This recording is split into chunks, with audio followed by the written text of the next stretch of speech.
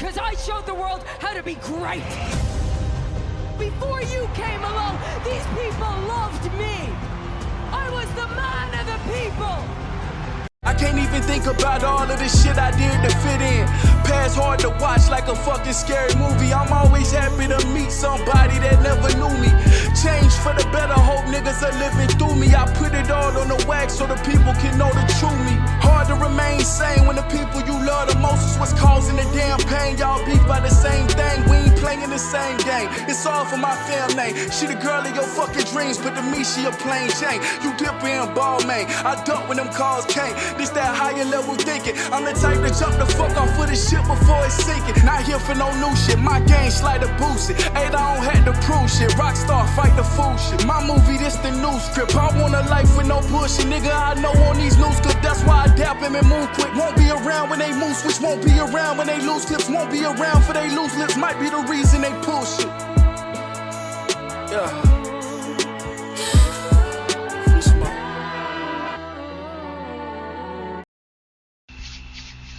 Wow, wow, wow, wow, wow. Yo, hope everybody's having a dope fucking night, bro. There's no way you just watched that show, SummerSlam, and did not just have a fucking, especially if you went to the show. They had this at Nissan Stadium, the Tennessee Titans Stadium. This shit was outside, yo. This, obviously, if I just told, it's not really a stadium, it's a field. Either way, this shit had a WrestleMania type of vibe. I like it when they do shows outside. For real, that shit, like the whole, and it was packed, like it was like a sold out thing, so the shit looked crazy. And you gotta remember, they put seats on the field part too, so it's even like, yo, that shit was amazing. But this was an unbelievable show. But before we get into the show, you know we always gotta start with something else. However, tonight my something else is actually pertaining to this. You see, I don't even have to wait to the end of the show to tell you how much my rating of the show basically. And this is the SummerSlam recap for people who don't know. It's gonna be spoilers. Like, I'm spoiling every single match. Like, so if you somebody who watch these type of things and don't want shit to be spoiled, come on, man. Hey, come on, man. What do you think recap means, bro? But listen. The way I want to start off tonight is this. Listen, this was a 10 out of 10 show for me. It's not hard to give a show a 10 out of 10 for me, though, because usually, you know, if everything going the way it should go, it should be. Now, I will say this. It is kind of hard to get to 10 out of 10 because the arena and the crowd got to play a part. That play a part in it.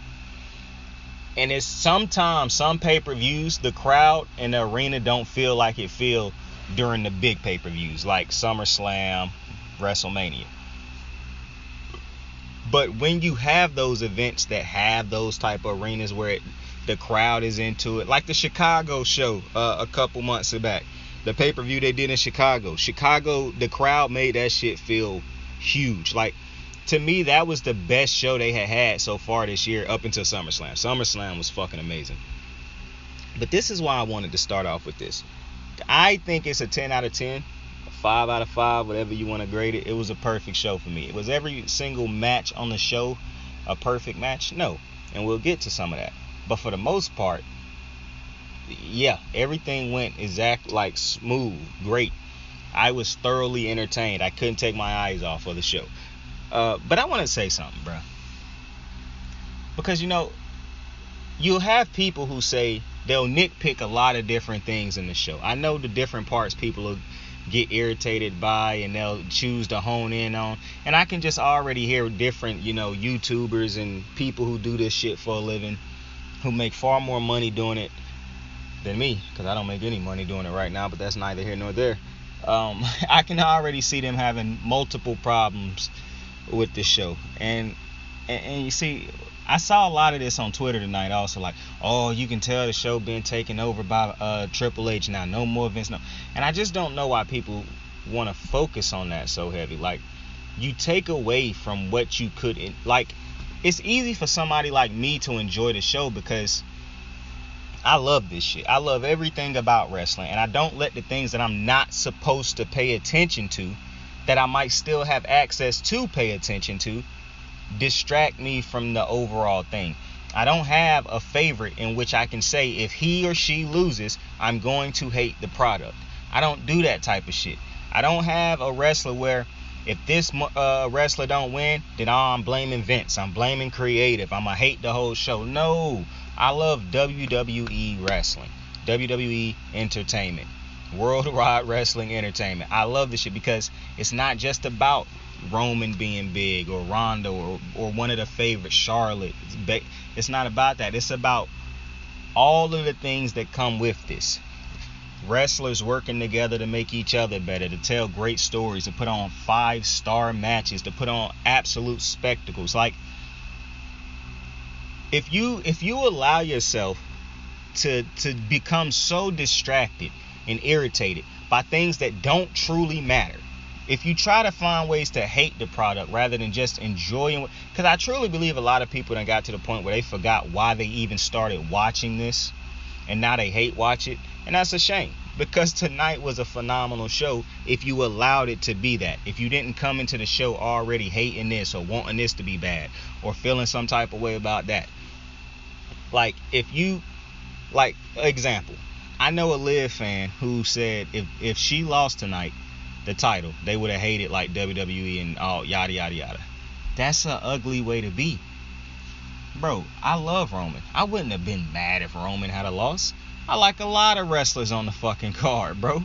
I'm not mad at any wrestler for losing. I might be confused by a win, confused by a loss, things of that nature. But that's usually because of how it feels as far as the story and whatnot. Not because of my personal opinion on how I like somebody or some shit like that. Not to mention, I feel like wrestling, and I done said this before, wrestling, WWE is not something where you have to pick a side. Like, you don't have to pick like a team as if this is basketball or somebody. You can love every single person in this and root for one other person or some people a little bit harder than you root for others. But I don't understand the constant, I hate this company, I hate this business because my favorite not getting over and shit like that. CM Punk really got some of y'all minds fucked up. And that's okay, because you can still, that's what I want to do, bro. I want to get people back to loving wrestling, bro. Wrestling is supposed to be an escape from reality. Much like the TV shows and the movies that people go to watch at movie theaters and whatnot. That's what this is supposed to be. Some point in time down the line, people started to become so focused on everything else that now people don't use this as an escape for entertainment. They critique this as if this shit like the NFL or something. Like, all the little things come out. Like, people do more to try to make the WWE look bad because it's not formed in the way they feel like it should be. The people they feel like should be at the top, not on top. And so they find different problems with it. And to that, I would just say, if that's the reason you watch, only because you want somebody you like to win, and if they don't, you have an entire problem with the product and the people in it and all this type of thing, just stop watching. Only watch when your person wins, and at any point in time when they lose, just stop watching altogether.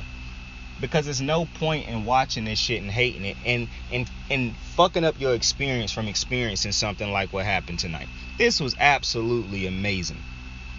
Absolutely amazing. It's like the people who constantly bitch and bicker about. I saw somebody tonight, for one, people bitching and bickering about we done seen this so many times. Bro, do y'all not know how these things work? The reason you feel like you've seen it so many times is because you want to allow yourself to see it any other way. You want to allow yourself to see a rivalry form. You want to allow yourself to see a story progress. You want to see it one time and think that should tell everything it's supposed to tell. But when they do things like that, y'all bitch and complain about it. When they try to not do things like that, y'all still bitch and complain about it. So you put them in a non-win situation. And my question is, why? Like, why? You're supposed to be watching this to enjoy it. And I understand that this is not the overwhelming majority of wrestling fans. Like Triple H said a while ago, it's people who actually love this shit, who love what the WWE does. I'm one of them. I've been to multiple wrestling events. I've been to multiple wrestling shows. I've been to the pay-per-views. I know that it's a crowd full of people that cheer for every single person that come out. Every time I done been to a wrestling show, the crowd, the every section I sat in cheered for everybody. They did not cheer for anyone. They gave everybody proper reactions, which is kind of weird. When I understand some arenas be like just dead. I saw this dude who I follow tonight talking about the UFC crowd being bad tonight, which I can't give you a breakdown on that show because I'm not watching that show tonight. I would never watch that show over. It's like I said, Money in the Bank is not SummerSlam. So Money in the Bank was going to end so we could watch that. But SummerSlam's going to bring in far more views than a UFC event, bro. It's just no two ways around it, bro. I'm not hating on the UFC. Obviously, I love the UFC, but wrestling is my favorite event in the world. Oh, let me close out the opening of the show, though. So just like I said, for the people out there who, find a reason to hate everything the WWE do, and you feel like it's going to change for you now because Triple H is involved, and you keep creating these different type of ways. It's so easy for you to hate them, but it's so crazy for you to find different wild ways to like them. Like, just take a break. Take a break from wrestling. At one point in time in my life, when I felt like I was getting close to a point where not that I was growing out of wrestling, but that I was growing tired of wrestling, of what I was seeing on a regular basis, which was around the John Cena, deep into the John Cena, Super Cena era. Like, I had made up my mind at that point. I was like, you know what? Not really into this shit no more. I took a good break. I came back. I was re-energized. Like, I don't understand why people force themselves to hate watch this. Because I promise you, this shit is a beautiful thing if you allow it to be. So that's my message for people who are going to have all these different complaints and things like that after the show. But what a fucking show. Like I said, 5 out of 5, 10 out of 10. This is why I say wrestling is my favorite sport in the world. Expect WWE Wrestling Entertainment. Because when this shit is done right, nothing else comes close, bro. Like, to me, just nothing else comes close. This show was fucking amazing. Shout out to Ricochet and his match on the show. But this show was just unbelievable, bro. From start to finish. Now, it's only like 2 matches that I'm a nitpick with tonight. Because for the most part, everything else was fucking solid. So to kick off the show, and like I said, bro, this is my last reminder. It's spoilers from this point on. To kick off the show, and I was wondering what match was going to kick off the show tonight. And I have a different opinion on what should have kicked off the show after seeing this. After what happened later on in the night. Bianca Belair took on Becky Lynch for the Raw Women's Championship. Which, if you think about it, the Raw Women's Championship is the main title on Raw right now. Like, that's one of my problems with people who hate Raw so much, or who constantly, which I done said this before, I don't really understand why people don't like Raw, because they actually have a great show on a week-to-week basis, in my opinion. Like, I really don't understand why people don't like Raw. I understand it was a point in time where they might not have had the traction that SmackDown was having. That's because we was at the beginning of the Roman Reigns era. So it was easier for that to be booked, and people were more intrigued by that. But I don't think that Raw has ever been just a shit show. I think people are influenced by people on YouTube who hate the show, who always bitch and complain about the show, and those type of thoughts feed off on them. If you see somebody get on YouTube who you watch on a regular basis tell you Raw was not that good, you don't have to watch it, then you're not going to watch it. You're just going to have that as an opinion, even if you don't watch the show. And that's a shame.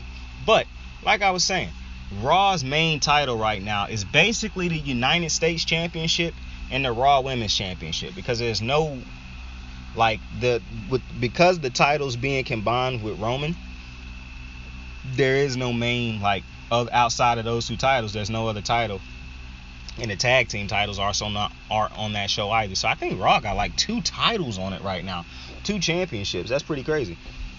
But Bianca Belair and Becks kicked off the show. Becky Lynch, bro, big time Becks. What a fucking fit, yo. She had the best fit of the night. And it's pretty wild, because I kind of knew at that moment when I saw her fit, I was like, nobody's going to top this fit. Like, nobody is going to top what Becks got on right now. And I knew it. I just had that feeling. And nobody did. It's not even a purpose in me really talking too much about nobody else's fit tonight. Nobody else had a fit to me on the level of Becks. Like, this motherfucker done knocked it out of the park with her ring gear for the last couple. It's so funny because tonight she kind of looked like she had on like a a fucking Shazam Power Ranger type fit, like, and it looked like that with her green and gold when she had on the other pay-per-view also. Like, Becks just has I don't know who, bruh. Becks has been flawless with the pay-per-view ring gear, bro. Absolute flawless with the pay-per-view ring gear.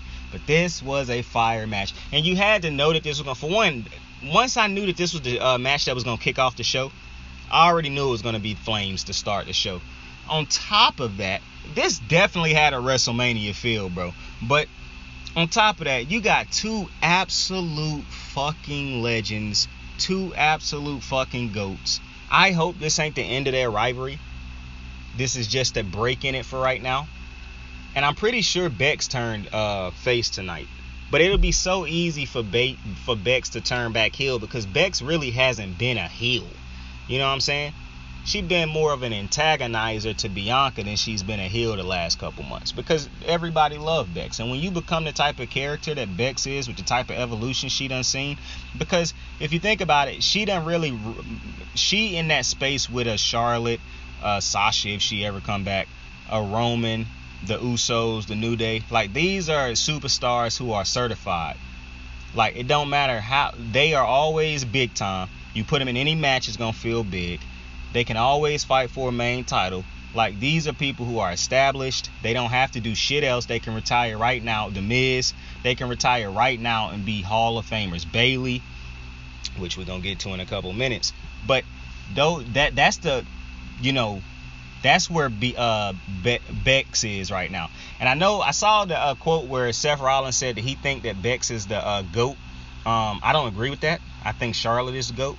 However, I do think what is happening right now with Becks is GOAT level storytelling, and like GOAT level, this is like her in her prime.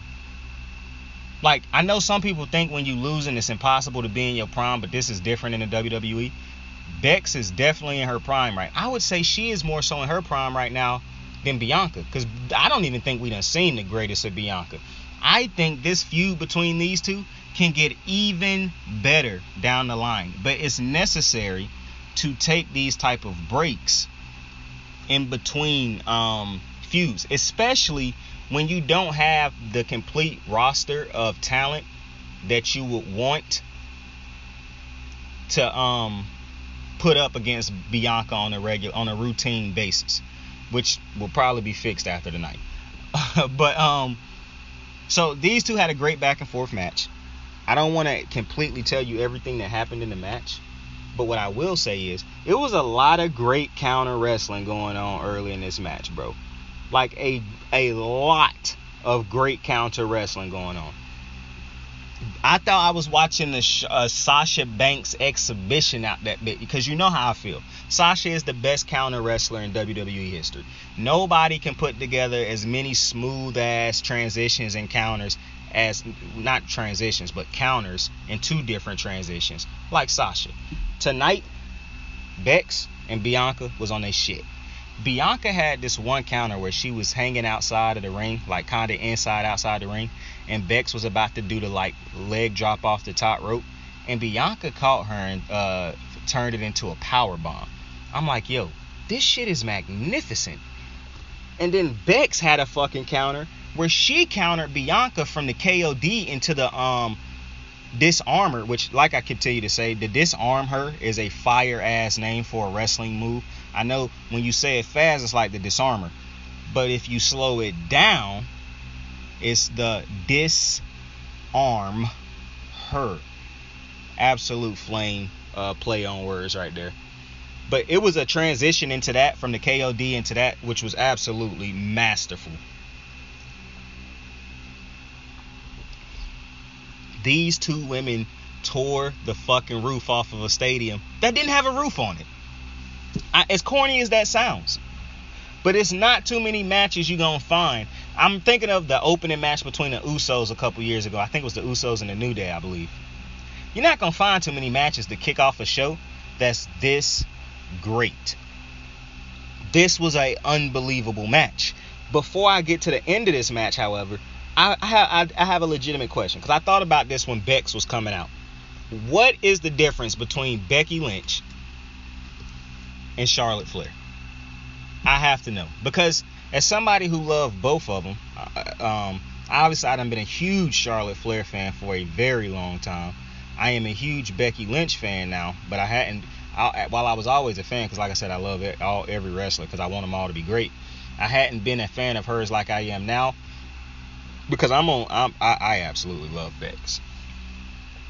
Because she get it. Like, she figured out how to evolve into greatness, which is what I want to see every single wrestler do and WWE superstar do. But what's the difference between her and Charlotte? Because everybody seemed to hate Charlotte.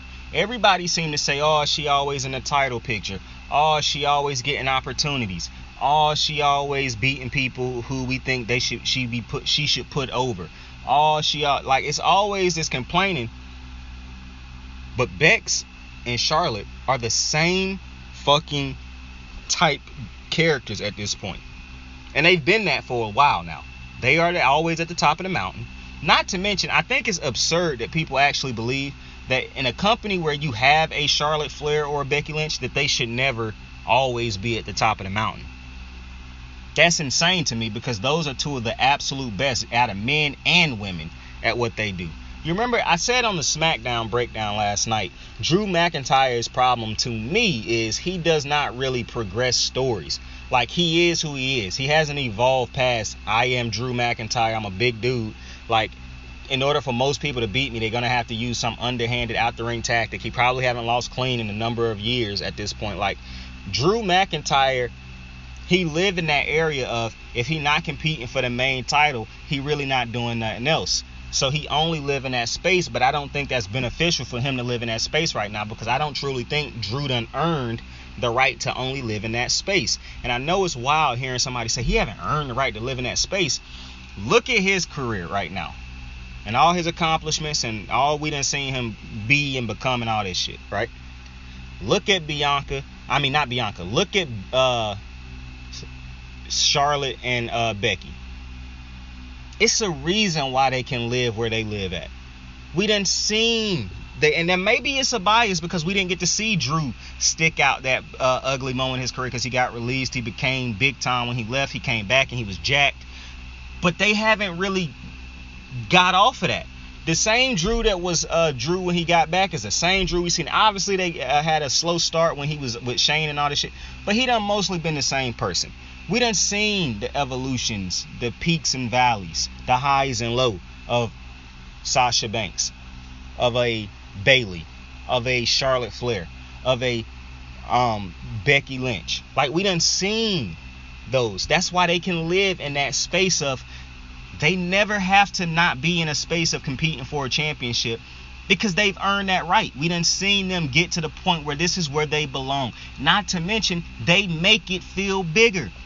Drew does not make things feel bigger. It feel bigger because Drew is who he is. Charlotte and Becky can actually make shit feel bigger because they don't look at Becky throughout this entire feud with Bianca over the last couple years. This has been some of Becky's best work, because not only is she working with somebody who she want to put over, who she love putting over, but Bianca is on that level where it's so seamless. You know Bianca is a future GOAT in the making. So you can see the chemistry continuously build. And when you have to, that's why this fuse between Charlotte and Becky was so great. But y'all didn't allow yourselves to enjoy it because it's, oh, I hate Charlotte so much. But what's the difference between a Charlotte and a Becky?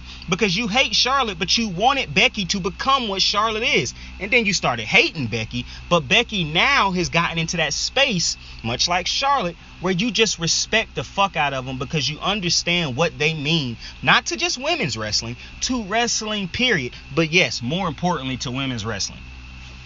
Because you just have to get to a point where you stop this bickering and bitching about, oh, I hate Charlotte so much, because Charlotte and Becky mean so much to women's wrestling period, even outside of WWE.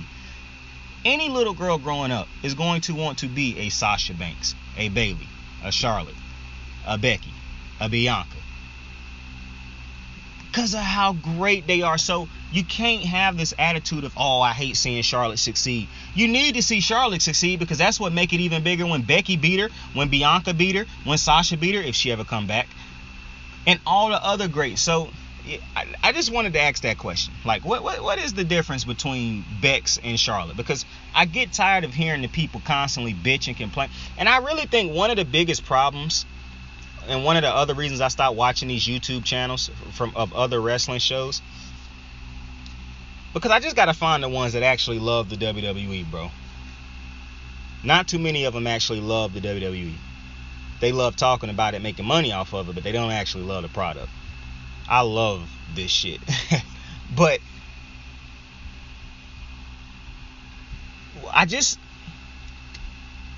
Becky, Charlotte, and all those other ones, but specifically Charlotte, I think people need to find a way to, and most people have, because it's a lot of times when Charlotte done started coming out recently, fans were still cheering for her. When she come out and do her poses and shit, the crowd still be bowing down and shit like that. I believe most people done got to that point where they like, yo, Charlotte is a fucking GOAT. She is needed in wrestling. She does far, far more good for WWE and for women's wrestling than bad. Like, I don't understand this narrative that's painted that she does more bad, like she's only in it for herself. Like, y'all really don't want people to become great. Like, y'all put a ceiling on everybody. After they hit a ceiling, you do not want them to see them continue to grow. That's just unrealistic. Charlotte and Bianca are like two of the only women who I've ever seen in my lifetime, as far as two of the only fuck women. Charlotte and Bianca are like two of the only WWE superstars that you knew were going to be absolute fucking stars from like the moment they touched the main roster. You just knew it. You absolutely knew it. I thought that the other ones would be, but they had to get to that point where they had to go through the highs and lows to get there. And it wasn't always perfect for Charlotte. Ain't always been perfect for Bianca. But it's always been a beautiful story because they done stuck with it. They know. They even had that time where they forgot who the fuck Charlotte was and who they had on their hands. Because I feel like they even got too influenced by the crowd and shit. And anytime, and what they should have realized was it's not the crowd hating Charlotte. It's our booking that's fucking this up. It's not Charlotte. Charlotte has been doing... I don't like when they turn her face because that's just... What is the purpose of that? This is an unbelievable heel. Just like Becks is an unbelievable anti-hero, basically. She's not really a good guy. She's not really a bad guy. She's an unbelievable anti-hero. Bayley is a heel.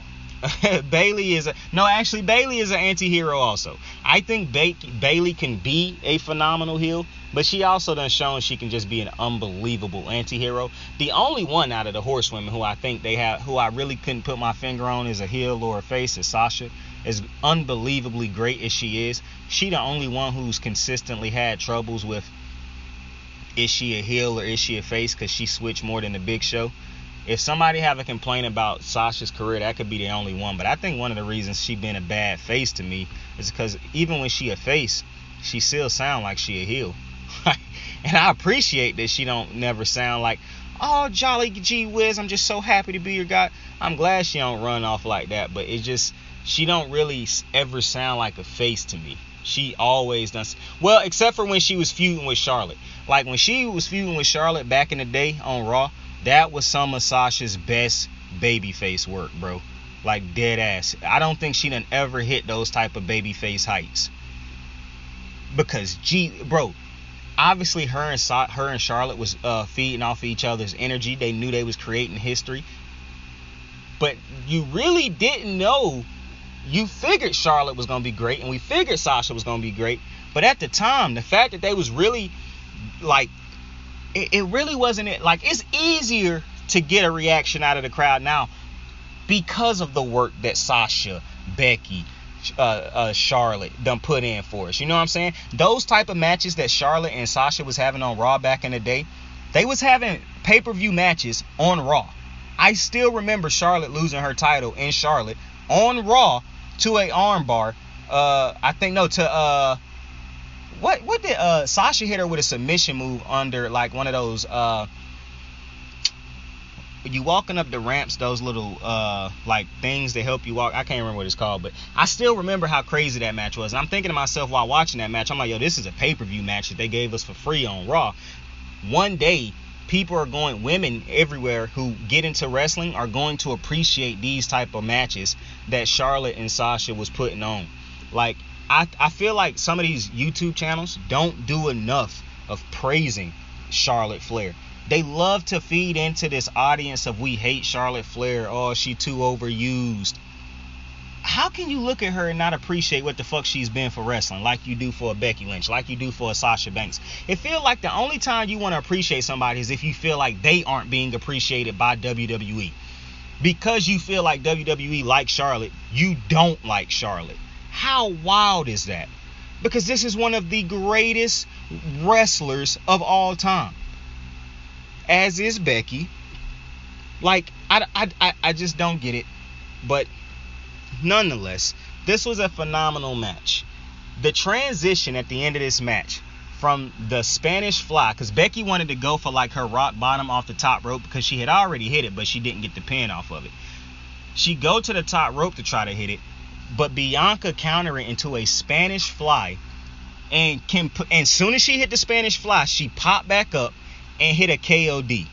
The transition was so fucking beautiful. Absolute masterful transition. There was another match on the card tonight that had a beautiful transition at the end of it also. But absolute masterful transition. Now, Bianca ended up retaining, and this was in her hometown. And immediately when this match ended, I thought to myself, I know this is not the end of this rivalry, but it's the end of it right now. I hope they actually shake hands and hug after this match. Now, I don't think that should happen after most matches.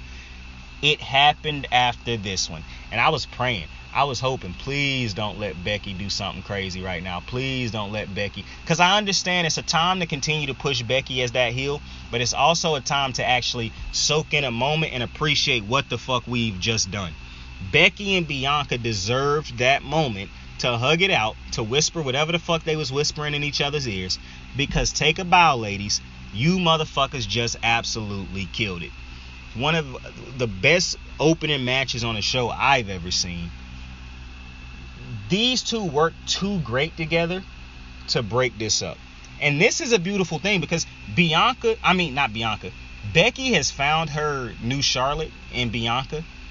But obviously this is not going to last because Bianca got to deal with Bayley now, because Bianca is on a tour to become the GOAT and snatch that out of Charlotte's hands.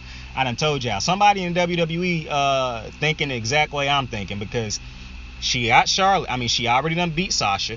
She now done had a even better feud with Becky. Like, she beat Becky and then she done ultimately won this feud, but they're going to definitely revisit this because this is by far her best feud so far. I would actually say this is Becky's best feud. I like this feud with Becky more than I like her feud with Charlotte, because in that feud, Becky hadn't become what she is now.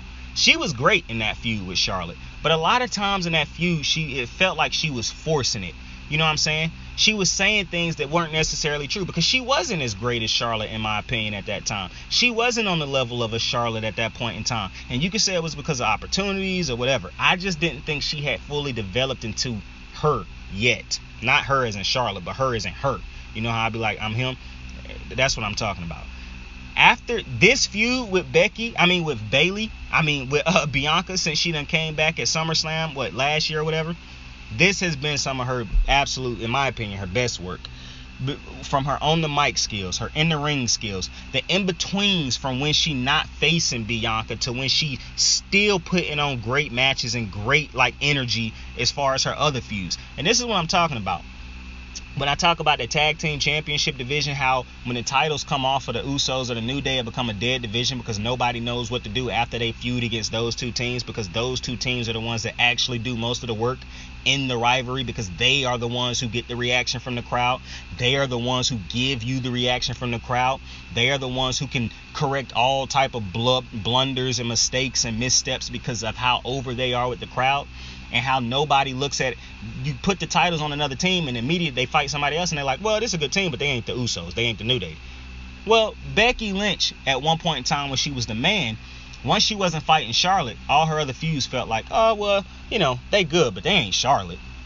This feud with Bianca, at no point in time when she wasn't fighting Bianca did any of her other things feel like, yeah, they good, but it ain't Bianca.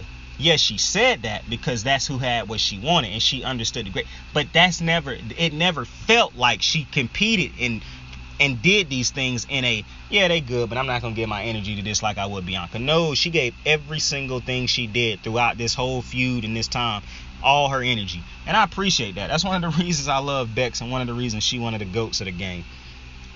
After the match, Bayley, music popped. And I love Bayley's music. The whole Bayley is back. Now, I don't know if she's 100% healthy, but I know Bayley is a baddie, and I've been saying this for the longest. And boy, did Bayley look bad out there in that fucking all white.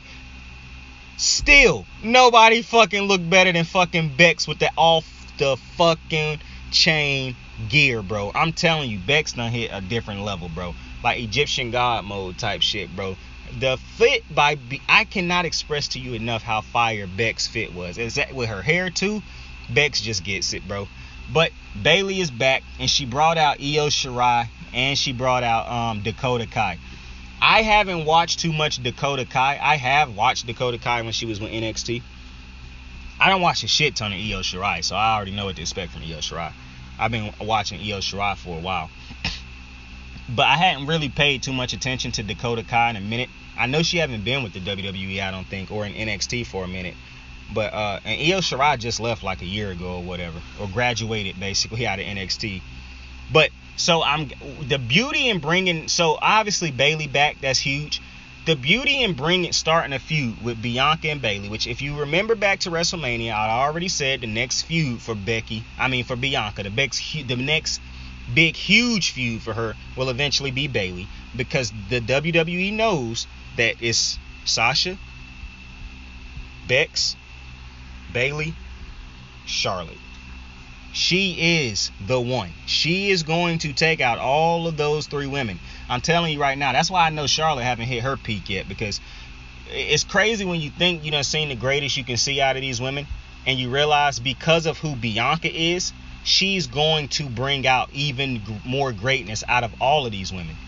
We saw these women become great because they got to compete against each other so much and raise the bar against each other. And it was really nobody else in their division that was around for a long time that could really bring that out of each other. So you had to keep putting them against each other. Now you have somebody like a Bianca and all these other young women who are great, but none on the level of a Bianca yet, who can bring out more out of, because like I said, Becky is going to, this feud will happen again down the line at some point in time. But to get even more out of a Becky, out of a Charlotte, out of a Bayley, this is going to be amazing. The beauty, though, and the brilliance in bringing out this as a stable rather than just Bianca, Bayley off rip, this gives you an opportunity to not just stretch this out. Now you can have a chance of not really running into too many repeat moments. Now you have a chance to prolong a legitimate 1v1 between Bayley and Bianca. Now you have a legitimate reason to take a title off of Bianca. Because, ladies and gentlemen, at some point in time, Bianca will probably have to lose that title to Bayley in order for this feud to hit the peaks that it got to hit. That's why she had to lose that title the way she did at SummerSlam. Or this feud that she had with Bianca or with Becks would have never hit the peaks and valleys that it hit. Well, not really valleys, hit the peaks, the mountaintops that it hit. And so at some point in time, I expect her to lose her title to Bayley. Whether it be she gets screwed, I don't know, don't care. She got to lose it to her eventually, somehow, some way. That's how you eventually take the top off of this rivalry. And she'll probably have to find a way to go back to the bottom or something. I don't know. I'm not going to try to write the feud right now, because they are brilliant. They are going to do this shit the right way. They have managed Bianca phenomenally since she touched this roster. They already had the idea in her head that if she can do exactly what we think she can, she is the one who's going to take out each member of the 4 horsewomen.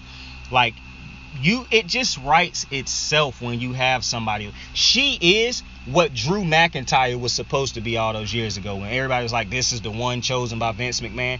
Bianca is the one chosen by the wrestling gods to become every single bit of, because when you the wrestling gods and you create this pantheon of greats that involve Sasha, Becks, Charlotte, Bayley, you know you done created something serious. This is greater than the 4 horsemen. The 4 horsewomen is by far, to me, one of the greatest collection of greats, of legends, of goats I've ever seen be associated with each other. Bianca is on that level with them. And they realized that. And they realized in order to show that she on that level, they got to work her to that level. And I would even say to an extent,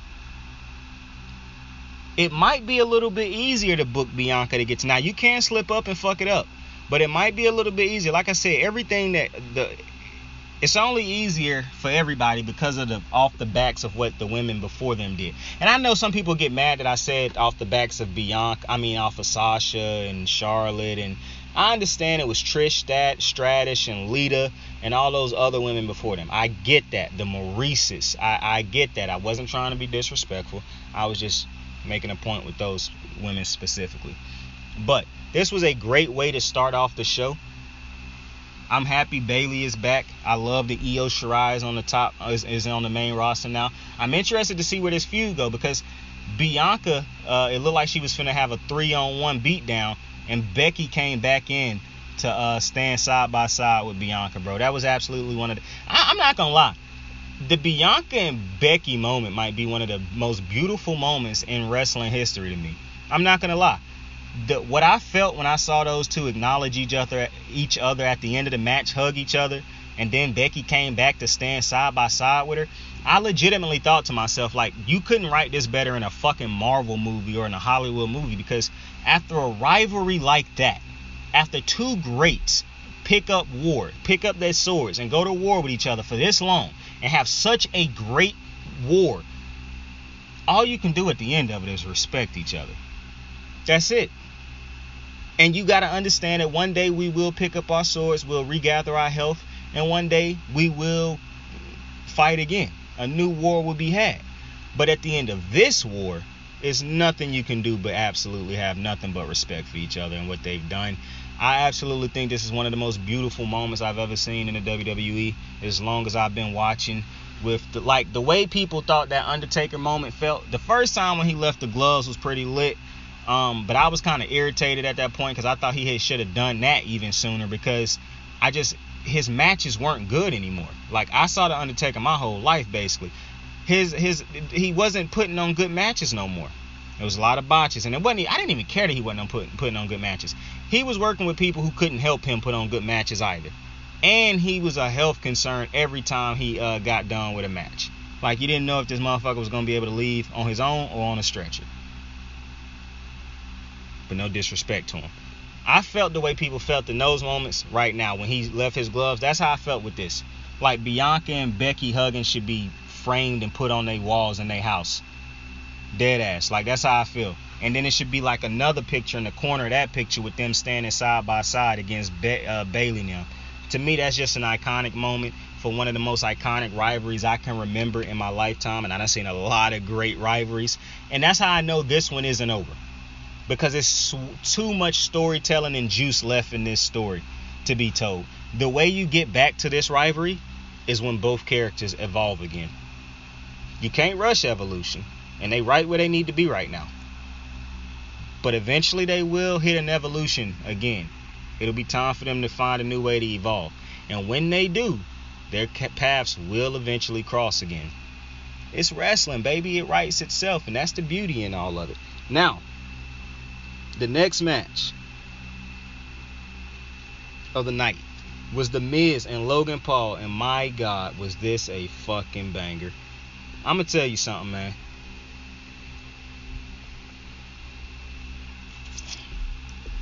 If you listen to me, you know how I feel about the Miz.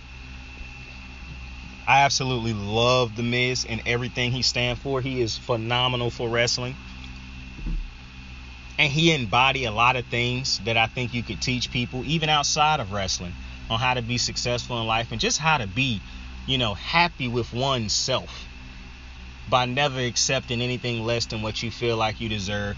Always putting your best foot forward, because knowing that if you are doing the absolute best you can, eventually people are going to take notice to that. And eventually you will become appreciated on heights that you never imagined because of that. And that's where the Miz finds himself. And I knew coming into this match, I didn't know who was going to win, because I thought actually the Miz would win, because I thought they stretched this out. This match was a banger from start to finish. And it really says something, bruh. And I done said this before. When you get a wrestler in the ring who have to put on a dance with somebody who is not a professional wrestler, with somebody who is not in the ring on a weekly basis, with somebody who have other big time ventures, and so wrestling has to be a part-time thing. And I just want to say, y'all really got to let this part-time wrestler shit go. Anybody like a Logan Paul, a Bad Bunny, or anybody like that, a Pat McAfee, who have bigger things in life going on, they became successful at other things, but really want to be a part of the WWE. And not only do they want to be a part of it, meaning they don't want to just use the WWE to make them big, but they actually want to help the WWE along. They put in the work like this, bro. You have to appreciate it. And most wrestling fans do appreciate people who outside of wrestling who come in and they actually feel like putting the work. And boy, oh boy, after tonight, I think Logan Paul has earned a whole bunch of fans. A whole bunch of wrestling fans, because he put on a fucking banger tonight. He and Montez Ford both hit a frog splash tonight. Montez Ford did not have the better frog splash. Imagine me saying that. This match between the Miz, now the Miz came out with Maurice and Ciampa, and before I even get into this match, I'm gonna say this: Ciampa, they need to split him with the Miz. He does not need to be in this feud. They need to go ahead and do a feud between the Ciampa and AJ Styles. The Miz don't need Ciampa. The Miz legitimately does not need another wrestler beside him that's not named Maurice. He and Maurice are such a phenomenal duo, that he don't need another male superstar wrestler beside him. Like, all he need is Maurice. It's nothing that Ciampa would do that Maurice can't do. Sure, Ciampa can get in the ring and hit him. Maurice can slap him outside of the ring, do all that type of shit. So I just don't think, obviously the Miz would be trying to help put over Ciampa on the main roster to get him started, but I don't think you actually have to do this. Like, maybe you can keep doing it, but I just don't think it was necessary in this match because of how great this match could have not had. It really didn't have a true Ciampa interference. Ciampa got thrown from ringside and he decided not to leave, which I like that. And AJ came out, which is why I'm saying AJ and him should go ahead and start a feud. But the Miz and Logan Paul just had a banger. Mind you, Logan Paul probably threw some of the best punches I've ever seen thrown in the WWE. I'm talking about Undertaker level punches, bro, when Undertaker was in his prime throwing haymakers. That's how great the punches Logan Paul was throwing at the Miz were. At times it looked like he was working a little bit stiff, but that's just a young dude wanting to be great. It is what it is. But go back and look at some of the punches he was throwing. Logan Paul threw some absolutely unbelievably great punches for somebody. He throw better punches than Ronda, bro. Now, I obviously understand he a boxer, but he wasn't throwing boxing type punches. He wasn't throwing like jab combinations and shit like that. He was legitimately throwing overhand strikes like a wrestler, and those bitches looked as realistic as really. Bro, Logan Paul might have been throwing better punches than a lot of the wrestlers I see throw punches on a weekly basis, yo. Dead ass. And I don't know if him and the Miz told each other in the back like, yo, we finna make this shit look real as hell, but a lot of the punches they was hitting each other with looked real as fuck. And just, I'll say this to you right now. Before we even get to the Pat Baron match, this match right here by Logan Paul, and I hate to say this because I love Pat, this was better than every single match Pat done had on the main roster. It wasn't as big as the Mania match with Pat, obviously, because that had Vince, Stone Cold, but this match, and this is why people got to learn to appreciate the Miz, man. I'm telling you, Baron Corbin couldn't put on the type of dance with Pat McAfee tonight that the Miz just put on with Logan Paul. Logan Paul greener than Pat. But this just show you how much work that Logan Paul put in to put on a show. He didn't come into this thing thinking, I'm Logan Paul, I'm gonna just mail it in. That motherfucker took bumps and had a lot of big moments tonight. One of his biggest moments is when he hit a frog splash onto the Miz, onto the outside. The Miz was on the announcer table. And real quick, Logan Paul cleaned off the announcer table. better than most people. I'm giving Logan a lot of praise tonight because the man absolutely knocked it out of the park. The way he cleaned off that announcer table to make sure nothing was on it to like fuck up the Miz's back, to stick him through the back or anything like that. The way he made sure he took all of the sharp objects and things off of the table. Shout out to Logan Paul, bro. That man gets it. And I just love it when I see shit like that. That's what I'm talking about. These wrestling channels ain't pointing out shit like that. That's something that I feel like you should point out. Look at how many other wrestlers don't clean off the announcer table correctly or good enough to where it might not hurt somebody. Look at all the times where somebody else got to come in and sneakily move something off of their table or something. Look at how Logan Paul cleaned off that announcer table. It was no way Miz was going to get hurt. And then to hit the frog splash on the outside with Maurice, who was absolutely rocking that lime green coat that she was. I wasn't really feeling the lime green that all the Miz and his crew was wearing. Maurice, though, and Maurice is always trending that after every fucking show she on, because Maurice is an absolute gorgeous woman. And she got, 2 kids and still look that absolutely unbelievable, bro. Like, the Maurice is absolutely a 10 out of 10 looking. The Miz is winning at life, my guy. Like, straight up. Maurice is an absolute fucking dime, with all due respect. What my man Mark Jackson say? And I knock her out of the park, with all due respect. But, the frog splash that he hit to hit the Miz with outside was a beautiful frog splash. Like, absolutely beautiful. And I do think Logan, I apologize for continuously almost calling this man Jake. The more and more Logan Paul can do this, the better and better. Logan Paul deserved to be here. He belongs in the WWE. Fuck that deserve. He earned his stripes tonight. If you didn't think he earned it in that Mysterio match a couple months back, or a month, or what? I think that was at Mania. He definitely earned his stripes tonight. This was an amazing match, bro. From start to finish, it was nothing but action. At the end of the match, the transition into the skull, well, it wasn't really even a transition. But to win this match, Logan Paul hit for one, he hit a phenomenal forearm. It was a little bit of a tight, phenomenal forearm, but it was none nonetheless.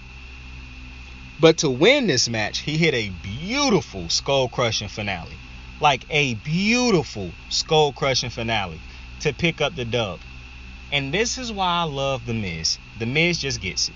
He know he can lose this match and be the same character he was going into this match. This loss will not hurt The Miz whatsoever. And when you become that great, just like the loss did not hurt Bianca, did not hurt Becky. That's why I'm saying y'all have to learn. Like, every time your favorites lose, you're like, oh, this is gonna kill them and they're getting buried. And no, bro, this is not, unless you just don't care about this person. But this right here was perfect. Now you can even go other places with this. Like, maybe this is a one-off thing, but I think they could even have a better match, like have a no disqualification match. That could up the antes, a no disqualification match, because this match they just had tonight was great. I'm almost certain they can have a even better match. And I just want to say something. For Maurice to be as active as she usually is in high heels, Jesus Christ, bro. This motherfucker Maurice is a Martian, bro. How? What an athlete. But that was a great match. I thoroughly enjoyed that match. I didn't have low expectations coming to that match. I was just interested on how that was going to work. Standing ovation for The Miz and Logan Paul. That was beautiful. And like I said about Charlotte when she had to fight Ronda a couple months ago, when you're fighting somebody who's not in this all the time, who's not doing this all the time, you have to be an unbelievable dance partner to have the trust to be able to go out there and put on a banger with these people. Especially when it's a match in which you're not going to be doing some of the shit that they did tonight in this one. To be able to keep an organized dance going and make it look good is everything. And that's what The Miz did tonight, and I appreciate that. This was a great match. Logan Paul definitely deserves to be in the WWE. What a fucking match. The third match of the night was the USA Championship match between Austin Theory and Lashley. Now, this was a good little match, but it didn't go on that long. Like, it was quick action, and I loved it. And based off of the end of the show, I don't know why this was a quick match, because Austin Theory didn't really have a busy night.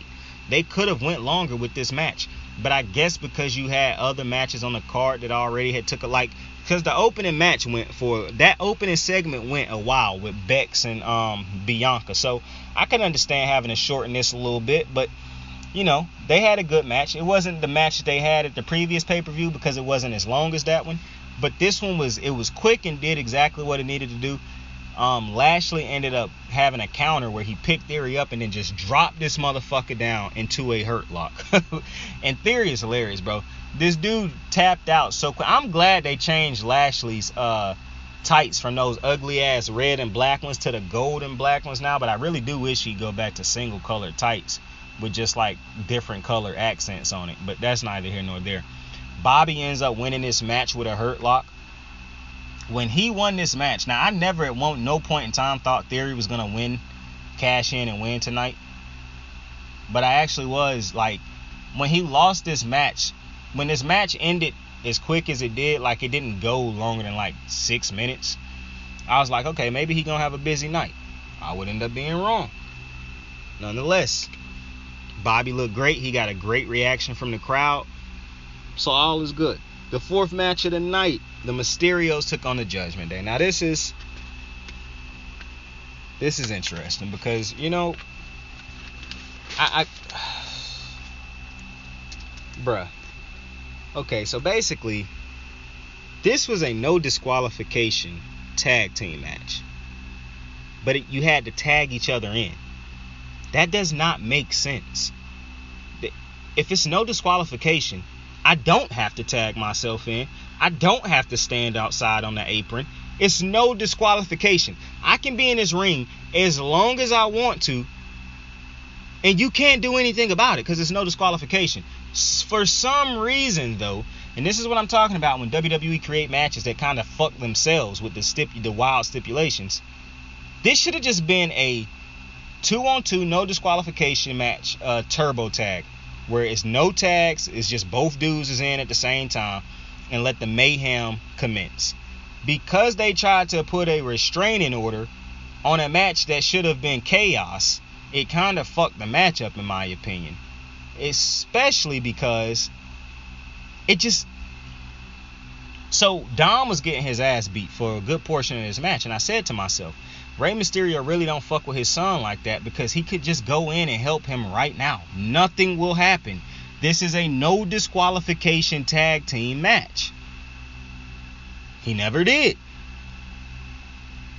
The Judgment Day were doing like underhanded tactics and shit, but they were... So the Judgment Day was doing shit that let you know that it was a no disqualification match. But they were really doing shit that was like kind of underhanded tactics that they would do if it wasn't a no disqualification match. So while the things they were doing did qualify as doing things that you would do during a no disqualification match, they were kind of the things you do when you're not supposed to do them. You just did them and you can do them now. Like, it wasn't really...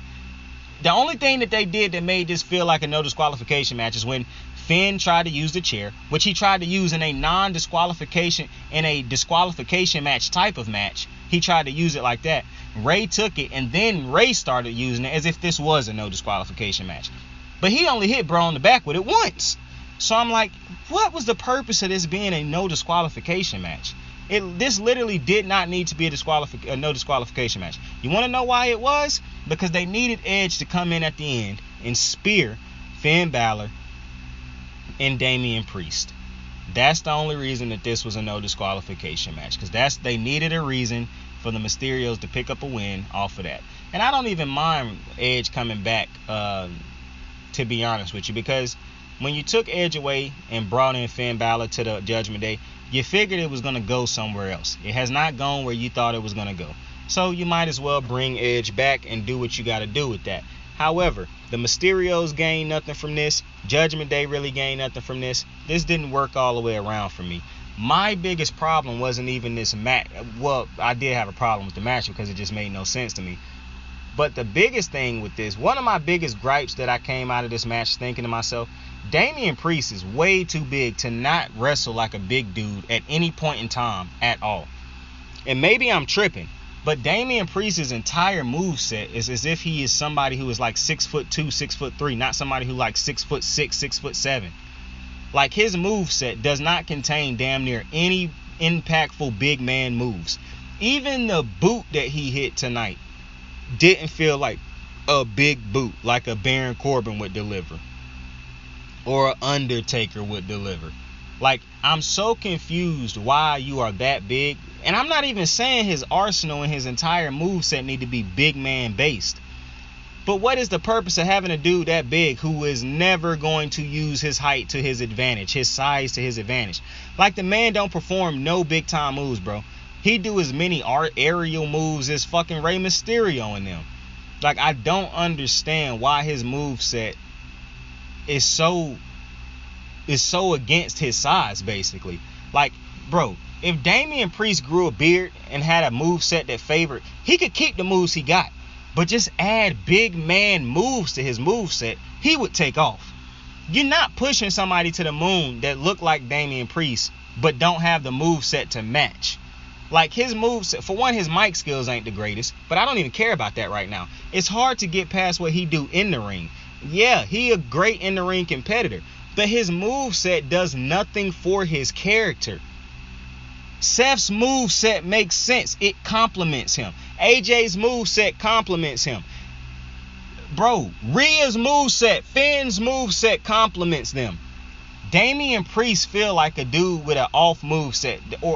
And if he had more big man moves in his arsenal, mixed in with the moveset he currently has, it would make more sense, but he don't. And I'm confused by that, to be honest with you. So, that's my biggest gripe. The fact that it was a no disqualification match and nobody was really no disqualifying until Edge, and the fact that Damien Priest just does not wrestle the way I feel like you would think he should wrestle. Like, I don't understand why you have that size but don't really have any big man moves, bro. Like, the dude's moves is all like moves you would think Finn Balor and dudes like that would be doing, bro. Like, you thinking the man gonna run to the corner and do something impactful? No, he gonna run to you while you're in the corner and jump up and do something stupid. Like, I'm like, man, what are you doing, bro? You don't have to do all this jumping and all this other shit to do impactful shit, my guy. Even his fucking finisher kind of destroys the fact that it's a big man type of feel. Because, yeah, it feel like he lift him up, but he come down with him, so it don't really have the same impact. Like, I just think Damien Priest need to be reworked. I'm starting to realize that now. Damien Priest has got to be reworked. It was impossible for Finn Balor to do something with Rhea and Priest. And I said it from the beginning that the goal should have never been to make Priest big. It was to make Rhea big, because it's more benefit in making Rhea big than it is in making Priest big right now. However, Priest has to be reworked. I'm not trying to be hypercritical or nothing like that, but it's just what he is right now is not going to get anywhere. And you might bring Edge back to try to do something with this crew, but I'm starting to realize now after the night, Damien Priest is a problem as far as, like, not him per se, but everything around him right now just not really going together. And he gonna be stuck in this area right now if you don't figure something out. He have to know that he is way too big to not have at least 5 different big man impactful moves that make you feel like I'm 5-6 inches taller than you or whatever. And I just don't feel like he got that. And I think that's a huge problem, because I think that could be a simple thing that would grow his character. And I really think if he grew a beard, that would help his character also. But that's just my opinion. I really think his character, is time for his character to go through a rework, to be honest with you. And the other thing I came out from this match, Edge delivered some pretty fire ass spears also. The other thing that I came away with this match is, when is Dominique ever going to be willing or able to stand on his own? Because he provided nothing in this match again. He looked like a dude who only wrestling off of his pops again. When are we going to make Dominique feel like a character who don't need daddy to feel big? Because they have yet to get that done as far as, like, making him feel like he can stand on his own. Like, I'm confused what we're doing right now. This is like this feel like this is more for Rey Mysterio than it is for Dom, because it don't feel like Dom is growing. As a matter of fact, it feel like he progressively going backwards. So that's just my thoughts on that one. But the next match of the night, Pat McAfee taking on Baron Corbin. Now, this match didn't take too long. This was a good match too. I don't think it was better than the Logan Paul Miz match, but it was a good match. Now, I think they gotta get Pat gonna have to do something. Pat gonna have to get back in the gym with the too many of Pat's matches is starting to look alike. And I done seen all of them, even his one that he had with Adam Cole. The flip that he do where he off the top rope and then he try to...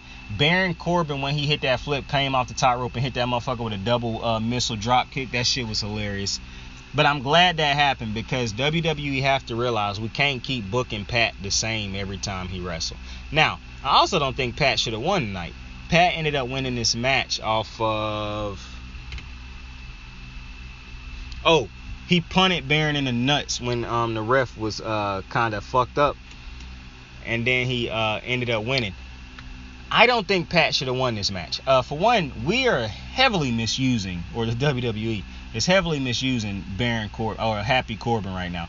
Happy Corbin should have won this match because this feud could have went a little bit longer. I understand it might not have went longer because you don't understand completely McAfee's schedule or whatever, especially with football season coming around. But I really think this match, for one, this wasn't even, this is probably Pat's worst match on the main roster, or on his worst match in WWE, which is crazy because it was with Baron Corbin, so you actually didn't think it was going to be bad. But that just show you how hard it is to do what Charlotte and Miz went out there and did on separate nights. However, it was a good match. Like I said, it wasn't a best match. I actually did expect more out of this match. But I think Pat should have lost this match. Like, I don't think Pat should have won this one. Like, Pat losing to Adam Cole was all Triple H, because you're not gonna book him to lose to you're not gonna book him to beat Adam Cole. But if you really want to get more out of these Pat storylines, you can book Pat to lose against Baron Corbin. like Baron gonna be there on a week-to-week basis, bro. You can get Pat's win back at any point in time. So I kind of don't agree with Pat winning this match. It was a decent match though, and hey, it did what it was supposed to do. I'm not mad at it. I enjoyed myself. But I do think Baron should have won this match. The Pat McAfee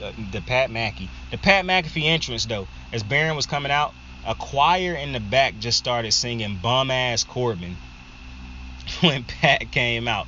Now, the choir didn't really sound that good, but once the choir got mixed with the background vocals, I guess, and the beat and the actual music, then they sounded a lot better. I think the problem was it was way too many white men in that choir, and I'm not saying that white men can't sing, but what I'm saying is if you had to sprinkle a little bit more brothers and sisters in that choir, that thing would have went off. That's all I'm saying. That's all I'm saying. But it was a I would say people will remember that moment probably more than they'll actually remember the match. But this feel like they could get more out of this. This definitely don't feel like the match that two dudes who grew up knowing each other, blah, blah, blah, should end with. You know what I'm saying? It feel like it is more to go from here. The next match, the Street Profits took on the Usos for the Undisputed Tag Team Championships with Jeff Jarrett as the referee. Now, Jeff Jarrett did a great job. Jeff Jarrett did an actual great job as a referee. No shenanigans. He wasn't on one person's side. He called it right down the middle. This might be one of the few times I've seen a special guest referee actually call a match right down the middle. That shit was actually wild. I was thinking to myself, damn, Jeff a better referee than the actual fucking referees. That's crazy. They booked Jeff to actually be a great ref. They was like, let's go out there and show them, Jeff, that we actually can be great refs if we wanted to have a great ref. And he went out there and was a phenomenal fucking ref. He might have got a little bit too tough on, too handsy on guys at times where he tried to throw them off. But other than that, Jeff actually did a fucking great job as a special guest referee. Shout out Double J. But the fucking Street Profits, I like their ring gear that they wore to the ring. Big time pandering to the crowd. But I ain't mad at that. You know, the New Day done that before with the ring gear. So I'm never mad at that. But what a match. What a match. I still think my two favorite matches on the card were the first two and then the last one. But boy, and it's rare that you have a Uso match where they don't absolutely tear down the fucking house. But they tore down the house, and they wasn't in the top 2 for me, or 3, even with that tear down. That's what's crazy. The Usos usually is always in my top 3 at the end of nights. But boy, this was a fucking card, my guy. This was a fucking card. But the Uso, Montez Ford always wear number 24 on his jerseys. I think that's for Kobe, but maybe I'm wrong. But if it is, shout out Montez Ford. But this was a great match, which you already had to know it was going to be. There's no way you put 2 tag teams this talented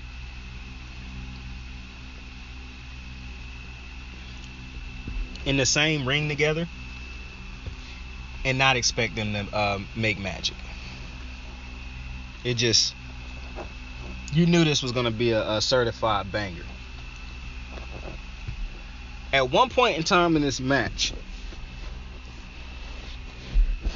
not Montez Ford, Andrew Dawkins dropped the straps.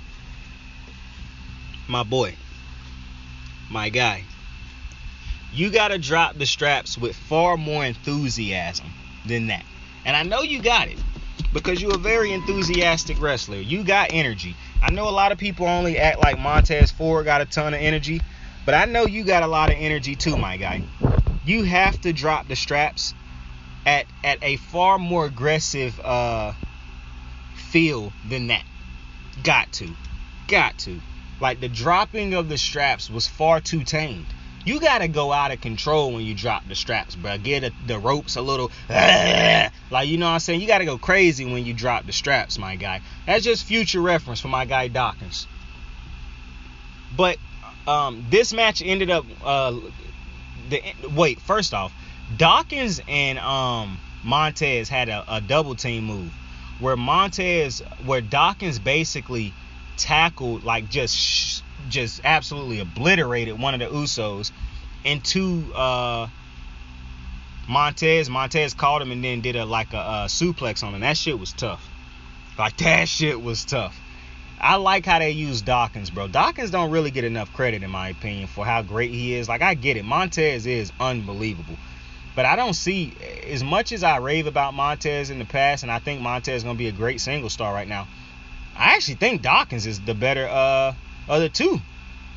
Like, I actually feel like Dawkins is the one who's going to be the better single star. Like, I think Montez is going to be great as a face and whatnot. I actually think Dawkins could be the one that's, I don't know what it is, bro, but Dawkins, I don't think people really paying attention to how good Dawkins is. And I'm not taking nothing away from Montez, because I think all those things about Montez too. But maybe I'm saying that because I think people is highly underrating Dawkins. But Dawkins is phenomenal with his facial expressions. He's phenomenal in the ring. He is fast. He can go. He got a motor. He great on the mic. I just think Dawkins is I don't know what they don't see in Dawkins that they see in Montez, because I think both of them have high energy. I even think that Dawkins could play a heel character. I don't think that Montez can play a heel. I think he too likable.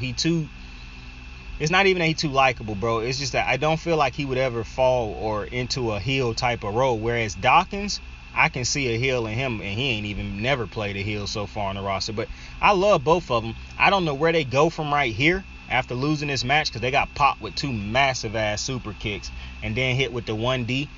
The 2 super kicks into the 1D is insane. Like, that shit looked like it hurt. But I don't really know where you go from here. Well, it's not a sense of I don't know where you go. It's if the profits, it don't really matter where you go from here, because you can get back to this moment. But like I said before, when I was addressing how Becky approached every feud she had during that Bianca timeline when she wasn't facing Bianca, this can be a feud for a year to come, for years to come. But you got to know how to kill it when you're not facing the Usos. So if the Profits go back to feeling like an average tag team, now that they're no longer facing the Usos, that'll be why the Usos won. Because if you can't feel big even without those titles on you, you have a problem. And I know some people like, well, the Usos don't feel big without it. That's a lie. The New Day feel big without the titles. The Usos feel big without the titles. Those are the only two teams that feel big and important without titles. That's why those are the two teams that need to remain the title holders. But I'm interested to see where the Profits go from here, because I'm pretty sure the vicious Viking Raiders will probably be the next team to get a shot at the Usos. But that feud is going to be a short-lived feud, in my opinion.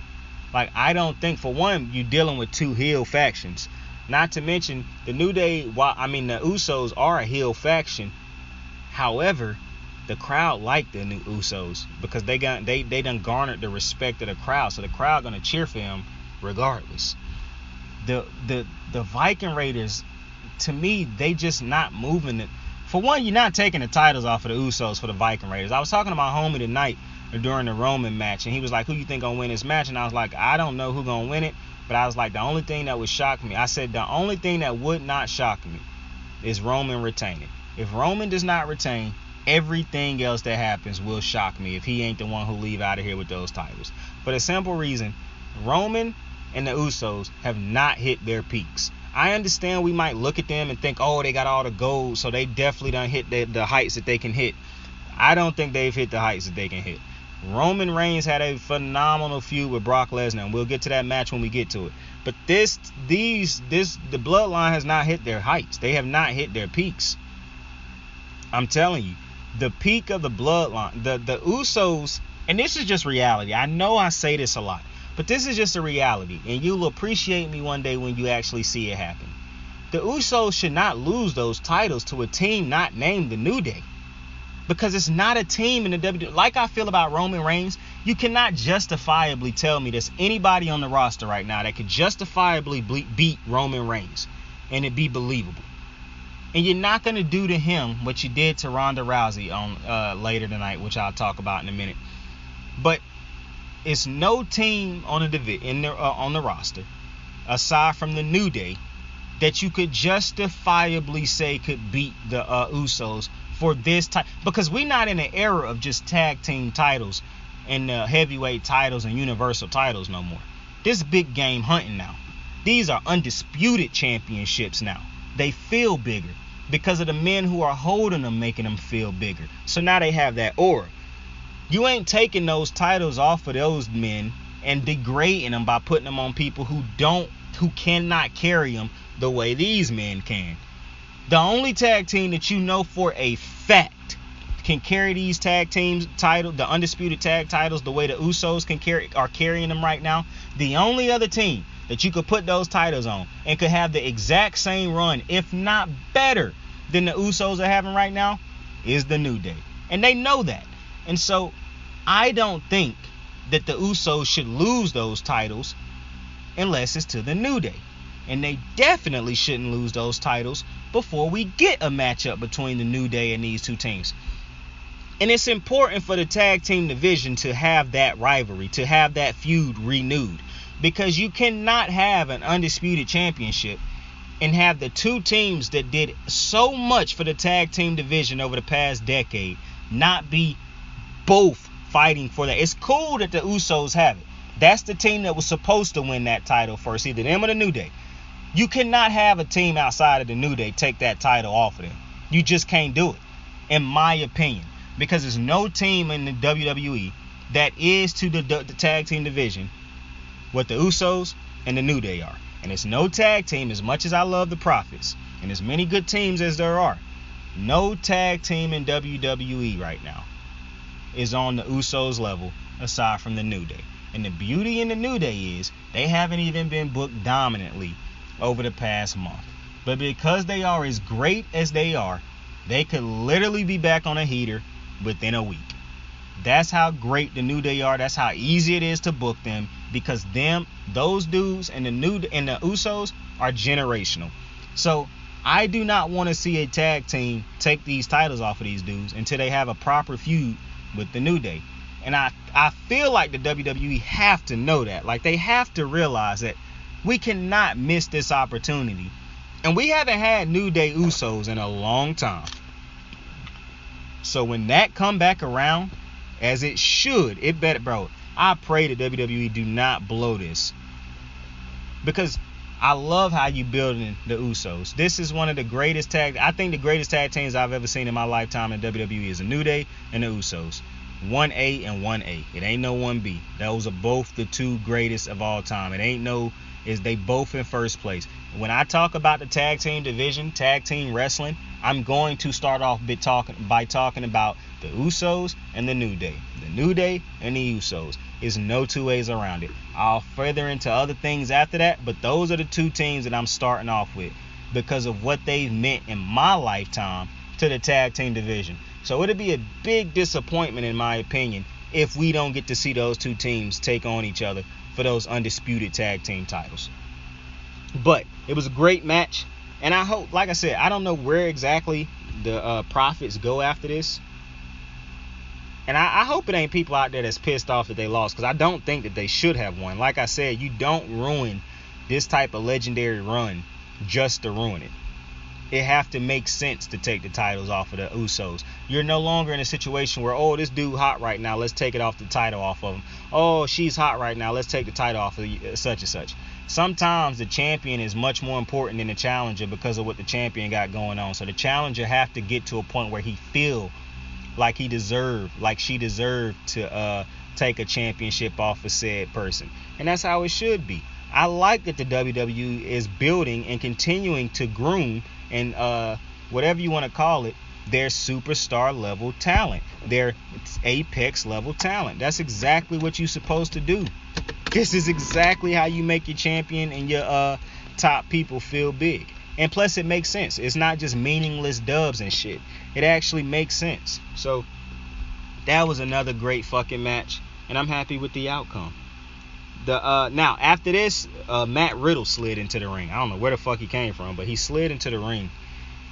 And in less than 2 seconds, bro, he started dick riding Randy Orton. Randy, like, bruh, this type of dick riding is ridiculous, bruh. Like, the man he wasn't even in the ring for 3 seconds before he started dick riding Randy Orton. And I'm just like, bruh, was this really this dude's character? Is this really his character? Just dick riding Randy? Is that really his character right now, bro? Like, I am more irritated with this. I was finna say something. Matt Riddle got the most annoying fucking character I done seen in a long time. And it's such a waste of what he can do by just having him dick ride Randy Orton so much. Why is all his goals and inspirations in life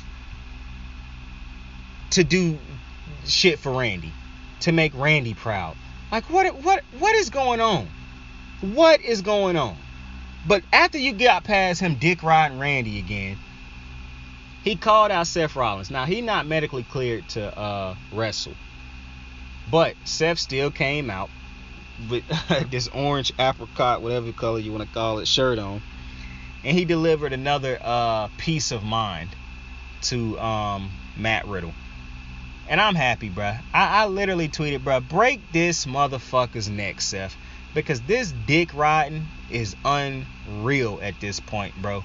Like, unreal. I'm at the point where I'm pretty sure that Riddle loved Randy more than he loved his own fucking kids at this point. Because Jesus Christ, bro. This shit is ridiculous, bruh.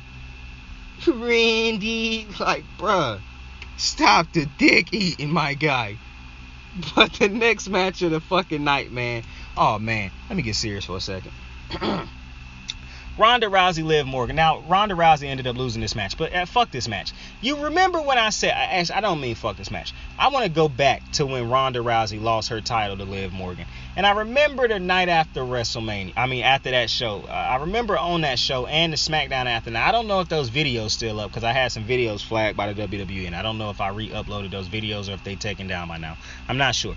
But I remember saying at the time, Liv Morgan will not realistically beat any of the top women on the WWE roster right now. So the only ways that I can picture them giving her a win right now is to have her go heel, or they're going to pull some type of buffoonery to have her win. Either somebody going to interfere in the match, or they're going to pull something off exactly like what happened tonight. And I said this shit when she won that title off of Ronda Rousey. It was a bad decision to put that title on Liv, because of what it means now. Because I know that they're not going to book Liv to actually be a dominant champion. because it's not believable. You've never booked Liv to be a dominant wrestler. She hasn't had to go through those. She done been through the ugly. I don't even think it's done been that ugly for her yet. But she hasn't grown and matured into and evolved into, you know, a Becky Lynch, Bianca, Sasha, if she ever come back, Charlotte or nothing like that. So I knew immediately once she won that title that if Ronda didn't win this title back on that first try, the way that she would keep retaining or the way she would beat Ronda would be like this. Now, I do not like that that's how she won this title because she didn't turn heel. And my stipulation was if she does not turn heel but wins like that, then it will continue to degrade her title reign. Because what you're basically doing is saying, we know that Liv is not realistically can beat any of these competitors, but we still want to put the title on her. It's kind of like saying we shouldn't have put the title on her, but we're not gonna take it off. So we got to find ways to have her win against people who we know she couldn't believably beat right now. And that's a shame because that's not gonna do anything but hurt Liv Morgan's title reign. Especially if she don't turn heel. If Liv Morgan just keep picking up these funky ass wins, that's gonna do more harm for her title reign. And all those motherfuckers on YouTube and shit gonna be bitching about it in literally months if this is how she gonna keep picking up wins. The way to flip this, because Ronda Rousey went. So basically at the end of this match, Ronda Rousey was beating the shit out of Liv the entire match, which is kind of what I figured would happen. And it was not even that great of a... One day y'all motherfuckers gonna learn to appreciate Charlotte, bro, because this was it was interesting because Ronda was the one leading the dance in this one, which should tell you how Liv shouldn't have this title. I'm just gonna say it. Liv should not be the champion. But the way to make it so that it makes sense, so Ronda had her in the armbar. Ronda's shoulders were down inexplicably, and Liv tapped when the ref was counting Ronda 1, 2, 3. The ref was at 2 and Liv was tapping, but the ref for some reason did not pay attention to it and counted Ronda out, because refs, unless they are Jeff Jarrett, are atrocious at their jobs. So technically Ronda won, and this is what's so wild about it. Ronda so very clearly won.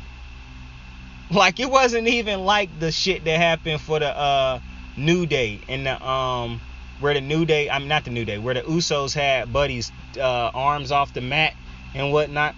Like, this was like Liv straight up lost, like, and they just decided to give her the dub off. Like, it was absolutely like, because it wasn't even like she simultaneously tapped out as 3 was being tapped. Like, she was tapping before 3, before like the 1, 2, before the ref got to 3, the 3 count, Liv was tapping.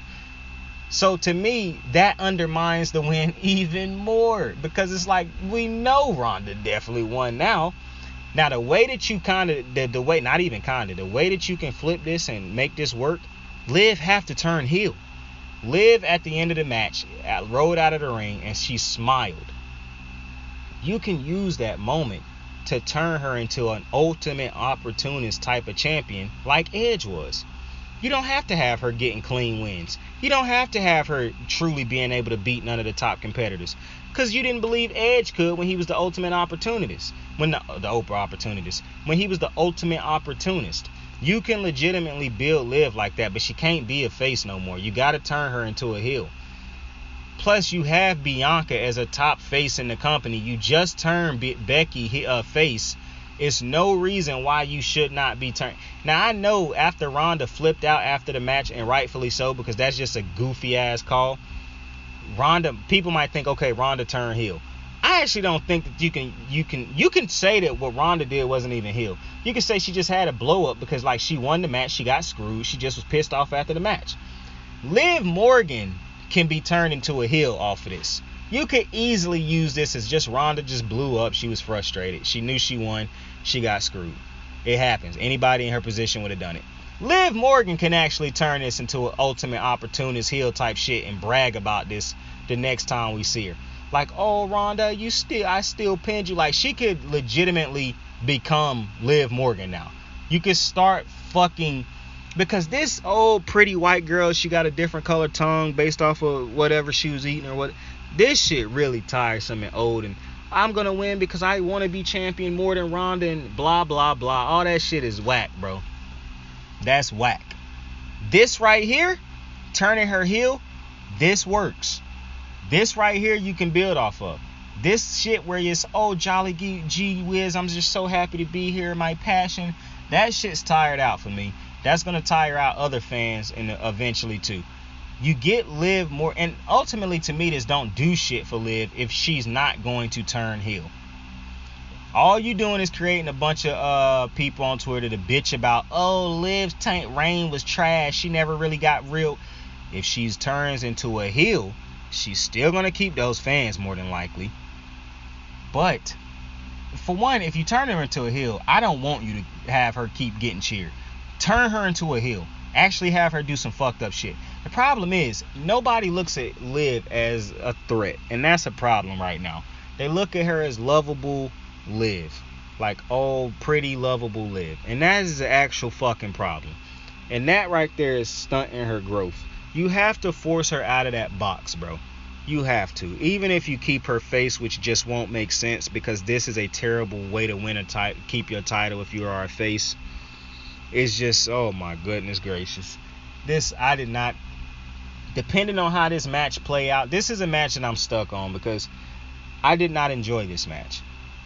Based off of how this, but I will have enjoyed this match if Liv is going to take a heel turn after this, based off of how this progressed. If Ronda is the heel after this and Liv is still the face, I did not enjoy this whatsoever, because I just don't understand this type of booking. This don't help Liv if she's a face, and this is how you gonna keep having her win. And it kind of undermine Ronda, and it's gonna kind of undermine all the matches you have with Liv, especially when Liv really cannot put on a great match right now, and you knew her and Ronda wasn't finna put on a top tier match. But Liv really don't put on top tier matches anyways if she got to be the dance leader or in something. So I'm interested to see how this play out. And one of the things I'm going to say about this match that bothered me is the fact that a match like this would be the co-main event over Becky and Bianca. Now, granted, you want the crowd to be fresh when they get the Bianca match, so maybe that's why you had that one leading off and they're a little tired when they get to this point, and you don't really want this type of match following that Roman match or coming before that Roman match, because it's going to take away, it's going to be overshadowed by the Roman match. So I get all that, but I don't know, maybe it was exactly where it should have been, but I don't know. This was the only match on the card, because actually that Rey Mysterio match one was just kind of weird to me. But this match right here is the only one where I can say I was, you know what I'm saying, I wasn't really all in. Like, I was just confused by it, basically. I just got to see what happened after this match. But the last match of the night was God taking on Brock Lesnar, buddy. Yes, sir. God taking on Brock Lesnar. And listen, this was a great match. Now, coming into this match, I pretty much thought I was going to see the same match I've seen from Brock Lesnar and Roman Reigns every time they fought.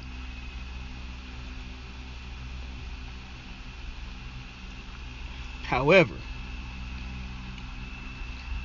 the fact that it was a last man standing match is what gave me hope that we was going to see something that was a bit different. Like, I'm pretty sure, I still thought we would see mostly the same thing, but because it was a last man standing match and somebody kind of got to stay down for 10 seconds, not 3, I thought maybe something will happen that's a little bit different. And boy, oh boy, this was one of the better matches I've ever seen. This is one of the best SummerSlam matches of all time. And I just got to say, Roman Reigns and Brock Lesnar must have a phenomenal fucking relationship all outside of the ring. Because you have to go watch this match. If it's any matches on the card that you got to go back and watch tonight, make it this one, Roman versus Brock, the Miz and Logan Paul, and Bianca and Becky. You have to go back and watch those 3 matches. If I had to tell you specific match, now if I had to only pick one, I'd tell you to go watch this one right here, because I think this one was the best one of the night. This match was crazy. You knew you was going to see a bunch of F5s. You didn't even see a shit ton. You knew you was going to see some suplexes, some spears, some Superman punches, some weapons being used. But boy, I don't think nothing could have prepared us for this shit. For one, Roman had the glorious long entrance where then he get the mic and you got to acknowledge him. And then Brock Lesnar comes out and makes his way over to a fucking semi-tractor or whatever you want to call it, and drove that bit to the ring. And whatever you want to call that front part, where like say you hauling dirt or something, bro, those tractors that pick up the dirt and dump it and shit, that top part, he stood on top of that shit and introduced himself, bro. Like, it was an epic moment. Like, Brock Lesnar just had a fucking moment, bro. No doubt about it. And I don't know if it's just Roman that's got this man rejuvenated like this, but boy, I'm happy to see Brock Lesnar living it the fuck up again, bro, in wrestling. Like, it literally looks like he's enjoying every fucking thing he done with Roman Reigns.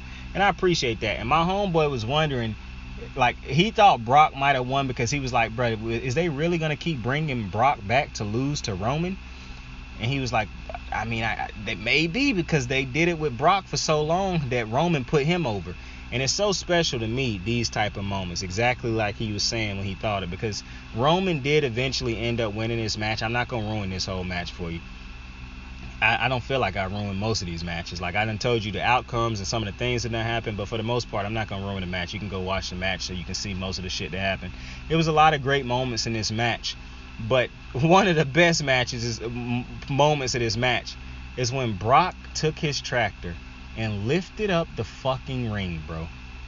Dead ass. Just go on Twitter and type in SummerSlam, and that'll probably be the first picture that pops up. That shit was insane to see Roman roll out of the fucking ring after Brock Lesnar lift that bit up. I'm like, yo, this shit is crazy, bro. Like, this shit was crazy. And then all this mayhem just started. You got this doofus Austin Theory come out and get his ass whooped by Roman and Brock. You get the Usos who come out, and the Usos, bro. So obviously, you know, Brock was going to beat the shit out of them on initial impact, right? But eventually, Roman got the upper hand again, because the Usos hit this motherfucker Brock with a simultaneous super kick. One person kicked him in the back of the head, the other one kicked him in the front.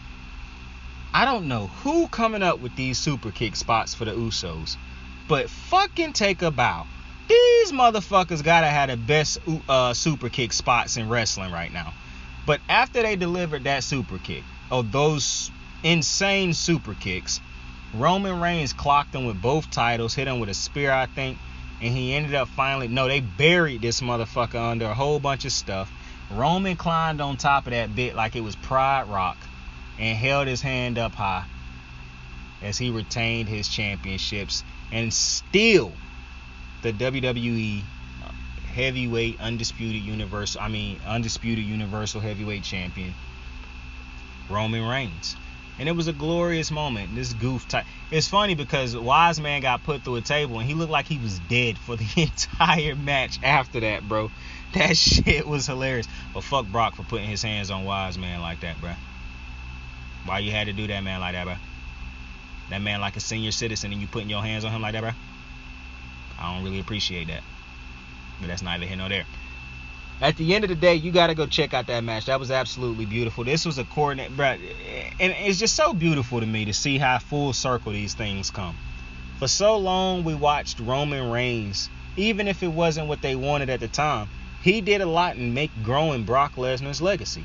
He did a lot in putting Brock Lesnar over. Even if we didn't, well, not we. Even if fans didn't appreciate it at the time or didn't like it at the time. And now to see Brock Lesnar put him over like this all these years later, this is wrestling, and this is what makes wrestling such a beautiful thing. When you pay it back forward.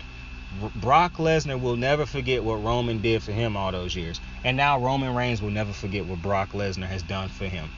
And eventually one day, Roman Reigns will be the one who is paying it forward, just like Brock Lesnar is for him. And you love to see moments like this.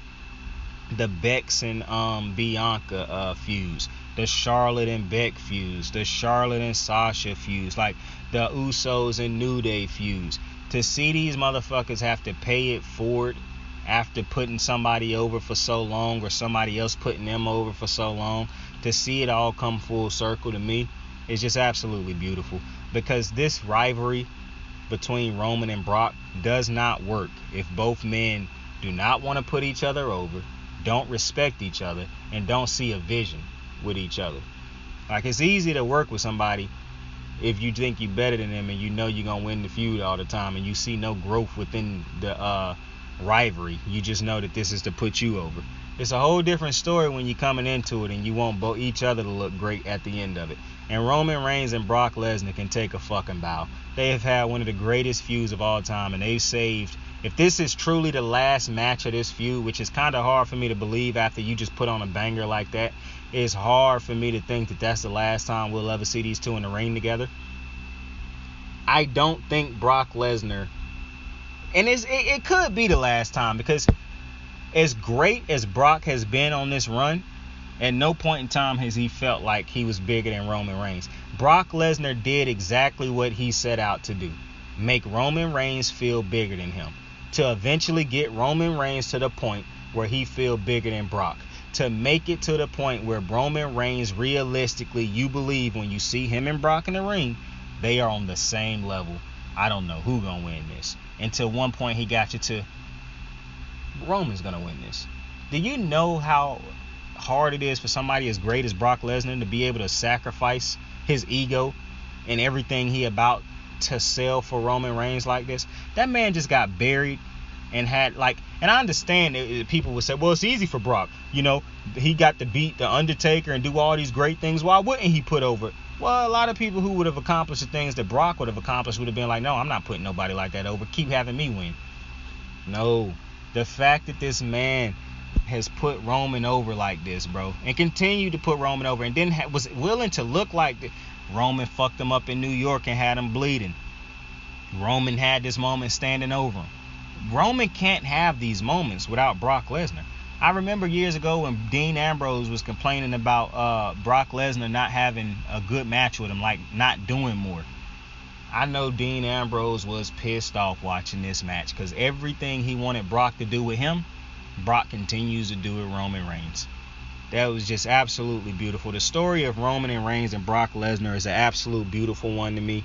I look at Brock Lesnar more as a dude who really groomed Roman to become the final character boss in a game, because for so long Brock was that.